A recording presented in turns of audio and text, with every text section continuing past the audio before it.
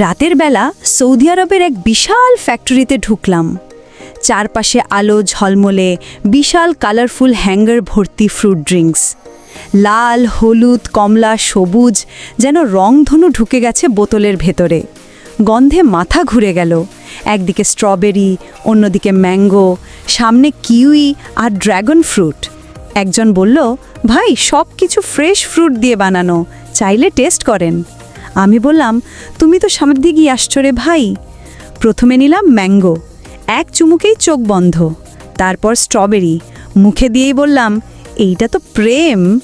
পাশে দেখলাম kiwi and lemon, খেলাম, বললাম, বাহ, একেবারে হার্ট কুলিং। আলোর নিচে বোতলগুলো যেন ঝিলমিল করছে, সব নিতে ইচ্ছা করতেছে। আমি ক্যামেরার দিকে তাকিয়ে বললাম, সোলির এই ড্রিঙ্কস ফ্যাক্টরি শুধু জুস না, এটা এক একটা বোতলে এক একটা রং, এক একটা সুখ। একবার খাও, জীবনটা বদলায়া যাবে। তো আরও কেনাকাটা বাকি রয়ে গেছে।